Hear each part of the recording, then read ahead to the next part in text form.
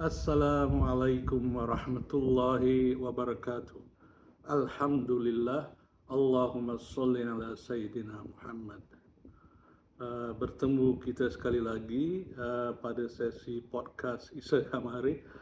Pada sesi ini saya ingin berbagi sedikit buah fikiran tentang buku penting yang dianggap kanon Melayu, iaitu buku yang berjudul Ilmu Mengarang Melayu, Air Tangan Pendeta Zabah. Kita bicarakan sedikit tentang konteks kelahiran karya. Ilmu Mengarang Melayu atau IMM, karya Zabah wajar dibaca bukan sekadar sebagai buku panduan menulis, tetapi sebagai sebuah projek peradaban yang berusaha membentuk rasionaliti Melayu moden. Dalam latar pendidikan kolonial British pada awal abad ke-20, karya ini muncul pada saat bahasa Melayu berhadapan tuntutan baru berupa menjadi bahasa ilmu, bahasa pentadbiran dan bahasa pemikiran yang tersusun. Bahasa tidak lagi memadai sebagai wahana cerita dan hikayat. Ia perlu berubah menjadi alat penghujahan yang jelas, analitik dan berdisiplin. Bagi saya, IMM merupakan suatu latihan akal dan etika intelektual. Bagi Zabah, kekaburan bahasa lahir daripada kekaburan fikiran. Oleh itu, kegiatan mengarang bukan sekadar kerja menulis, tapi latihan akal dan pembinaan etika intelektual. Menulis menuntut ketekunan, merancang, kesabaran menyusun, dan kebijaksanaan merumuskan idea dengan bertanggungjawab. Melalui prinsip kejelasan, susunan dan ketepatan, IMM atau Ilmu Mengarang Melayu membentuk suatu disiplin berfikir yang selari dengan rasionaliti moden. Struktur asas karangan berupa pendahuluan, isi dan penutup memperlihatkan pengaruh model komposisi barat yang linear dan diduktif.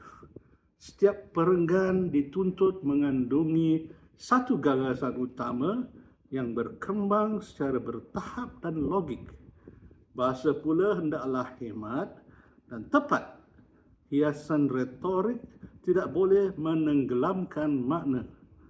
Melalui pendekatan ini, lahirlah prosa analitik dalam tradisi Melayu, menggantikan dominasi gaya naratif klasik yang episodik dan berulang. Bagi saya juga, IMM merupakan sintesis rasional Barat dengan sensitiviti tempatan. Zabah tidak memutuskan hubungan dengan tradisi. Peribahasa, perumpamaan dan lingkup bahasa Melayu masih diberi ruang, meskipun dalam fungsi yang lebih terkawal. Gaya boleh memperindah wacana, tetapi tidak boleh menggantikan hujah. Di sinilah terlihat usaha sintesis. Disiplin rasional Barat disesuaikan dengan sensitiviti tempatan. IMM lahir sebagai teks kacukan yang mempertemukan pedagogi kolonial dengan warisan budaya Melayu. Dalam sejarah intelektual Melayu, sumbangan ini amat besar. IMM membantu membina bahasa Melayu sebagai bahasa ilmu dengan pembakuan struktur karangan dan penekanan terhadap ketepatan istilah. Bahasa Melayu diperkasakan untuk menampung esei, laporan dan perbahasan ilmiah. Ia membuka ruang kepada perkembangan wacana moden dalam pendidikan dan pentadbiran, serta menyumbang kepada pembentukan kesedaran bangsa melalui penggunaan bentuk bahasa yang piawai atau standard dan difahami merentasi wilayah. Namun setiap pembakuan membawa implikasi ideologi. Dengan menetapkan norma karangan yang sah, IMM secara tidak langsung menentukan bentuk rasionaliti yang diiktiraf. Ia melatih subjek Melayu moden untuk berfikir secara linear, analitik dan terkawal berupa sebuah bentuk kesedaran yang selari dengan keperluan birokrasi kolonial.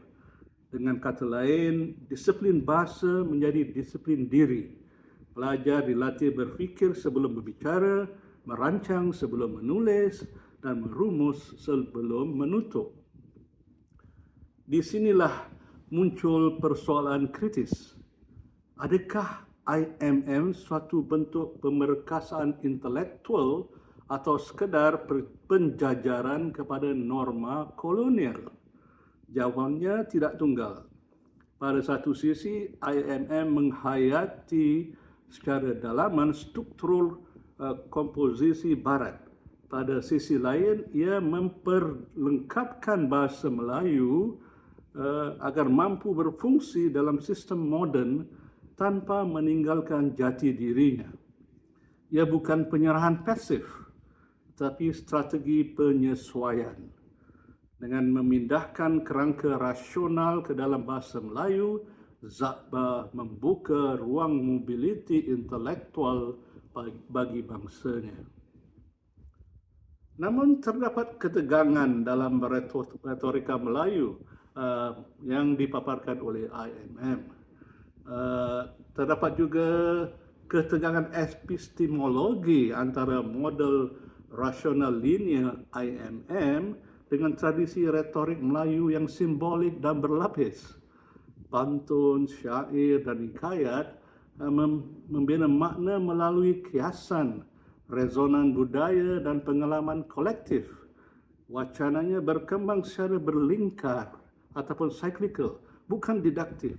Keindahannya terletak pada kesatuan antara bentuk dengan makna yang dirasai secara menyeluruh.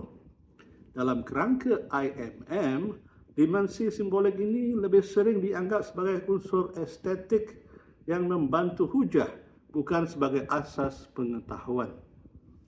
Tradisi kiasan diterima tapi ditundukkan kepada disiplin logika moden. Akibatnya, bahasa Melayu moden berisiko terpisah daripada akal budaya yang lebih holistik.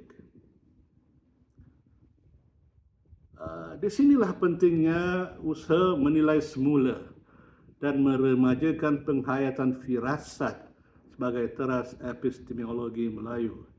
Firasat yang sekian lama menjadi inti akal budi Melayu menekankan kepaduan, keseimbangan, keharmonian, kejelasan dan kesyumulan antara pemikiran dengan kerohanian. Ia tidak menolak rasionaliti, tapi menyepadukannya dalam pandangan alam yang lebih menyeluruh.